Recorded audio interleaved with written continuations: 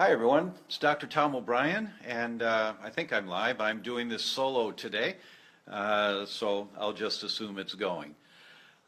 Today's topic is, does gluten sensitivity cause autoimmunity or contribute to autoimmunity, and are there other foods that can do that? And the answer is yes and yes. Gluten sensitivity may cause, there's the camera, okay. Gluten sensitivity may cause autoimmunity, and there are other foods also that may be the fuel on the fire to cause autoimmune conditions. So, hello, Misty. So it's very cool, to see people writing here. Thank you so much. Hi, Misty. Thanks for reaching out. So let's talk about the mechanism by which this occurs. If I do that, and I promise not to geek out on you too much, but if you understand this basic mechanism, then it makes sense how a sensitivity to a food may contribute to the development of autoimmune conditions. So when you take in wheat and the body can't digest it very well, no human has the enzymes to break wheat down into proteins down into each little amino acid. Some of you have heard me say this. Mrs. Patient, proteins are like a pearl necklace. Hydrochloric acid made in your stomach undoes the clasp of the pearl necklace. Now you have a string of pearls. And it's the it's the enzymes made by our gallbladder, our pancreas, the microbiota, the good bacteria. These enzymes act like scissors to cut that pearl necklace smaller and smaller and smaller and smaller into the smallest clumps of the pearl necklace. Those are called amino acids. And your body uses amino acids to rebuild proteins or bone cells or brain cells or muscle cells. What happens is that with wheat, our bodies can't break it down completely. They just can't break it down. No human can break it down. Read the science, and whether you get sick or not, no human can break wheat down into the little pearls of the pearl necklace. The result is we get clumps of pearls to the pearl necklace, 33 pearl clump, 17 pearl clump, 19 pearl clump. And these clumps, your immune system makes antibodies to fight these clumps of the pearl necklace. Sylvia. Oh, ciao, Sylvia. Oh, that's my cousin in Italy. Ciao, Sylvia. Technology is so great that we can do this. So your body makes antibodies to these pearls, these clumps of the pearls of a pearl necklace. The most common clump of the pearl necklace is 33 pearls long. It's called alpha-gliadin. So I'm just going to say A, B, C, D, but I mean the 33 letters, right? So these antibodies are going through the bloodstream looking for AABCD, AABCD. Wherever they find AABCD, the antibodies fire their chemical bullets to destroy that. That's your immune system trying to protect you. Now, you've got these antibodies, and I like to refer to the antibodies as, think of Arnold Schwarzenegger. He's got his head out of a big Humvee. He's got those dark glasses on. He's got a big submachine gun. Over there. He's firing these chemical bullets going after AABCD wherever he sees it. Now the blood's going past the thyroid. I'm going to use the example of the thyroid. The surface of the thyroid facing the bloodstream is made up of proteins and fats. The proteins are hundreds of amino acids long. Some of the sequence of the hundreds of amino acids long proteins includes AABCD. So Arnold, who's looking for these clumps of the pearl necklace of wheat that got into your bloodstream, destroying them, because that's what your immune system is told to do, he sees AABCD over there and fires his chemical bullet at your thyroid. You damage that thyroid cell. Now your immune system has to make antibodies to get rid of the damaged thyroid cells.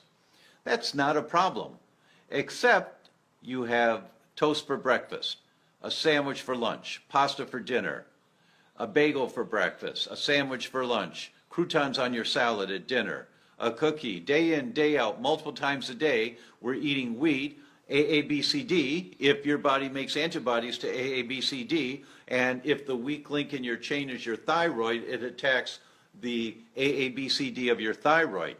That's called molecular mimicry. And when your body attacks the thyroid and your immune system has to get rid of the antibodies, your immune system has to make antibodies to get rid of the damaged thyroid cells, now eventually this thing becomes self-perpetuating. Now you develop autoimmune thyroid disease. Or you can develop brain diseases, or you can develop muscle diseases, or you can develop osteoporosis, or you can develop skin problems. That it's the mechanism, the most common mechanism is molecular mimicry that causes this. And if you make antibodies to a particular food, if you do, then it may show up as an autoimmune mechanism somewhere else in your body. And you don't know this until you've killed off enough of the thyroid cells in this example over a number of years, and now you're starting having symptoms of a thyroid that's not working very well. And then eventually you go to a doctor, and we know the average is it takes 5 to 7 years to get the right diagnosis of an autoimmune condition. And so this has been going on for years. But now you develop the symptoms because the thyroid got damaged enough, and then you go to many doctors before you get the right diagnosis of Hashimoto's thyroid disease. Then, if you're lucky, you've got a functional medicine practitioner who tells you, okay, we're going to do a whole lot of things to help you, but the first thing is get off of wheat. And for many people, when they get off of wheat, their thyroid condition stops. Jenny Fremantle says, the video won't play. It comes up with the message something went wrong. Sorry, we're having trouble playing this video. I don't understand that, Jenny. On my screen it says live. So if that's the case, at least we'll be recording it, and so that you'll be able to access it. I can look into that later. Sorry, I can't do that right now, but thanks for letting us know. So this mechanism of molecular mimicry is the primary mechanism. There are others, but that's the primary mechanism by if you develop a sensitivity to wheat, and when you do the right type of testing, you can find out. Most tests are not comprehensive enough. But if you develop a sensitivity to wheat, and Mrs. Patient, you pull at a chain, it always breaks at the weakest link. It's at one end, the middle, the other end. Your heart, your brain, your liver, your kidneys, wherever your genetic weak link is, that's where the chain's going to break. That's where the autoimmune mechanism can develop, because the molecular mimicry is common throughout your body. And we've known this for years. I mean, the one that we knew about, I think I started first reading the studies back in the late 80s, and many holistic doctors know you don't give cow's milk to newborn babies in the first year of life, especially if there's a family history of type 1 diabetes. So at all costs, you just avoid giving cow's milk when there's a family history of type 1 diabetes. Why? Because if you make antibodies to cow's milk, and many people will, but if you make antibodies to cow's milk, the AABCD mechanism against dairy can work on the beta cells of your pancreas, and it's the destruction of the beta cells of the pancreas that causes type 1 diabetes. So we want to avoid giving milk to infants, newborns, and in the first year of life if there's a family history of type 1 diabetes, especially with that family history. We also know that sensitivities, Susan O'Brien is telling me the same message. Hi, Sue. But it's saying, yes, I get the same error message. I really don't know what to do about this. I'm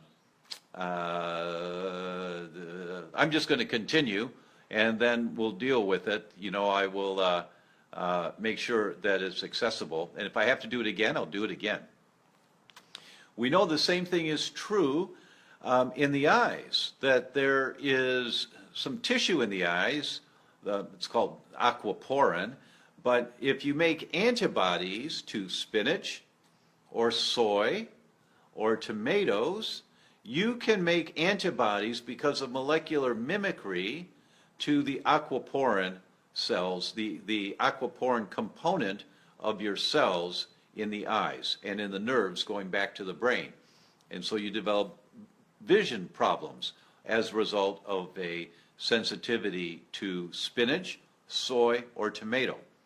And those vision problems can be so bad that they mimic MS. Some doctors may misdiagnose you as having MS. So that's the mechanism.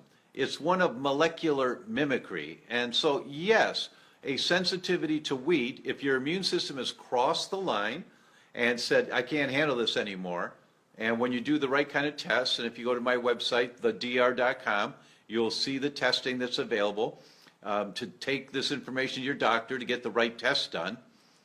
If you have elevated antibodies to wheat, you do have a sensitivity of making elevated antibodies to any of your tissue, wherever the weak link is in your particular chain. And that's determined by your genetics and the life that you've lived so far.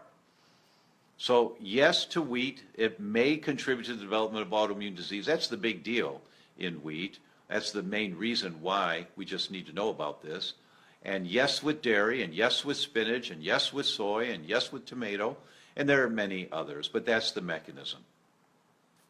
All right, everyone, I'm just making this a quick one today, just that one bullet point for you, and I hope this worked, and I will check afterwards. So thank you so much for being here, and let me know that you've received this and if you found this helpful, okay? Thanks so much. Bye-bye.